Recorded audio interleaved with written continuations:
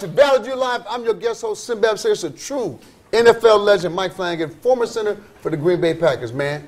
We're going to talk football, Mike. All right. Which way you want to go? I want you to do this. I want you to compare the two defenses on Sunday, you know, former offensive linemen.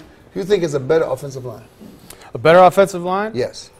They're both interesting. I'd go with Seattle. Well, because they're not, neither one are regarded as that highly as you know, the great lines in the league right now. But they're both solid, capable, good. That's all you need to do when you got that money guys behind you. Okay, how they get it? If they're not that good at offensive line. They just keep working together. How'd they get there? Yeah. There's 6 other guys on the side of the ball that are pretty good. Okay, all right. No, I mean they're not. It's not a shot at them. They're just. It's not the strong point of either team. Okay. You got Tom Brady. You got a Hall of Famer. You got Russell Wilson. You got Sherman. You got all these other. You know, the special. So it makes up for like if they. Makes up they're good, but they're not lining up. You're not going to carry the ball 40 times. You know, 4 yards in a cloud of dust. They're going to be winging it out there and doing all everything that Marshawn does and everything that Wilson does and Brady. It'll be an air show. All right, cool, man. Now, Marshawn Lynch. First of all, I got no problem with what he's doing. Mm-hmm. I have no problem. I think, like we talking about, got corporate. Yep. Where they make the athletes talk, you go sit and talk. What do you think? He's doing what he wants to do, and they keep bringing more attention to you by wanting to find him. It's just going to perpetuate it. If they don't want a guy to go up there and just be mute or do whatever one sentence sayings he has, then just lay off him. But he's not doing anything wrong. He's doing what he's mandated to do. Some guys just don't want to talk. Some guys get nervous in front of cameras or in front of talking to people. He just doesn't want to do it. It's not, I mean, what I've read about him, I don't know the guy personally, but he's had some things in the history that in his past that have made him be a little more guarded. Don't force it. You know, if he has to be available for 5 minutes, fine. That's what you're going to get. You're going to get, you know why I'm here. You know why I'm here. I like that. I do. I think it's made the game interesting. It is. And I think he's found a way to make it interesting. You know what's funny?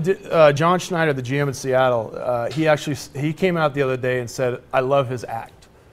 I love it. Okay, so that he knows something. Yeah, he knows Marshawn on a personal level. So obviously, everybody plays him, says he's a great guy. He's a good guy. He's just, everybody marches their own drummer. That's cool. Plus the reporters, they ask him stupid questions. It'd be different. Like when they finally get an answer, when they finally get a question through, it's like the dumbest question.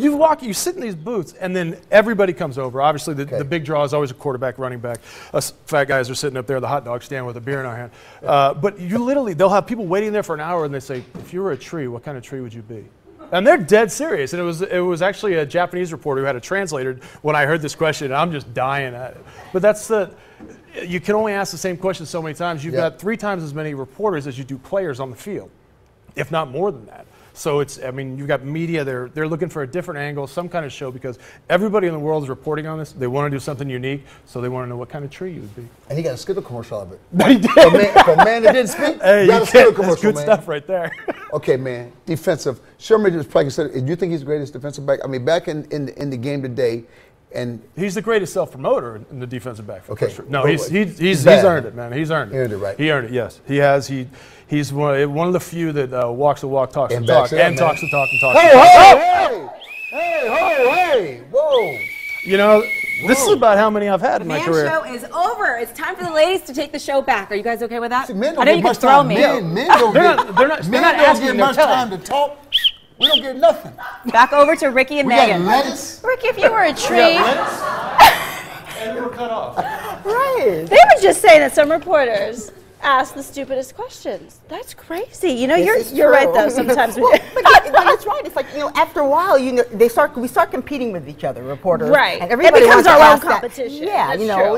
and I think sometimes we do ask silly questions, wanting that unique response. So give it up for the boys. They bring up a good point. Blah blah blah. All right. All right. We talk.